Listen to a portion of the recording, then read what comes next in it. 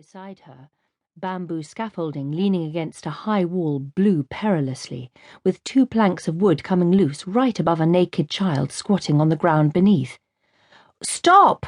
she called out, and as the cart rumbled to a standstill, she leapt out just as one of the planks began slipping from its tethers.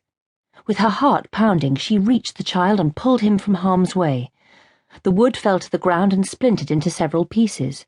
The child ran off and the cart driver shrugged.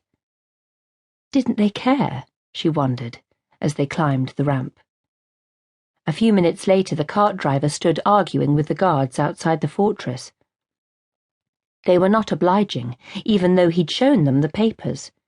Eliza looked up at the forbidding frontage and the enormous gated entrance wide enough for an army to pass through. Camels, horses, carriages too. She'd even heard that the ruler had several cars. Meanwhile, the vehicle she had been travelling in had broken down, and continuing by camel cart meant Eliza was tired, thirsty, and coated in dust. She could feel it in her sore eyes and in her itching scalp. She couldn't help scratching, though it only made things worse. Eventually, a woman appeared at the gates, a long wispy scarf covering her face and revealing only her dark eyes. "Your name?" Eliza told her who she was and shaded her own eyes against the piercing afternoon sun. "Follow?" The woman nodded at the guards, who looked disgruntled but allowed them both through.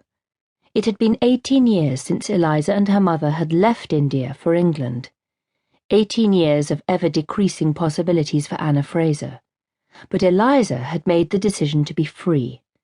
To her it seemed like a second birth, as if a hidden hand had brought her back, though of course there was nothing hidden about Clifford Salter. He might have been more attractive had there been, but a more ordinary man it would be hard to find. Thinning sandy hair and moist, myopic pale blue eyes reinforced the impression of dullness, yet she was indebted to him for arranging this job for her in the land of the Rajputs, noble warrior clans in this cluster of princely states in the desert region of the Indian Empire. Before walking through a series of glorious archways, Eliza dusted herself down as best she could. A eunuch led her through a maze of tiled rooms and corridors to a small vestibule. She'd heard of these castrated men in feminine dress, and she shuddered. The vestibule was guarded by women who stood glaring at Eliza as they barred her way through wide sandalwood doors inlaid with ivory.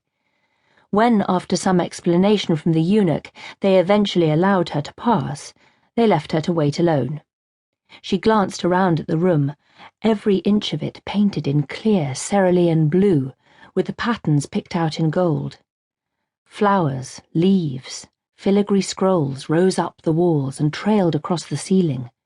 Even the stone floor had been carpeted in matching blue. Although the colour was bright, there was a delicate beauty about the overall effect. Wrapped up in the blueness, she felt almost a part of the sky. Was she expected to announce her arrival in some way? Cough politely? Call out?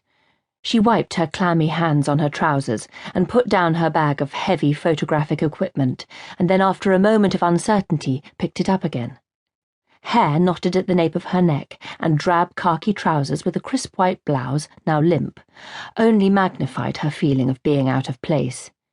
She'd never fit in with so much alluring colour and pattern. She had spent most of her life pretending to fit in, talking about things that didn't matter, feigning interest in people she didn't like. She had tried so hard to be like the other girls and then other women, yet the feeling of not belonging had followed her even into her marriage with Oliver.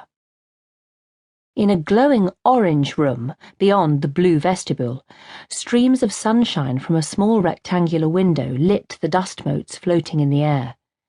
Beyond it, she could see a corner of another room, that one deep red in colour, and where the carved walls of the zenana proper began. She knew the zenanas of the royal Rajputana palaces had long been forbidden to non-royal men.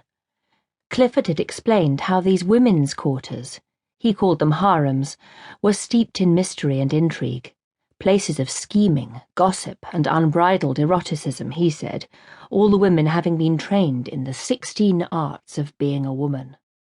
Rife with multiple copulation and moral degeneration.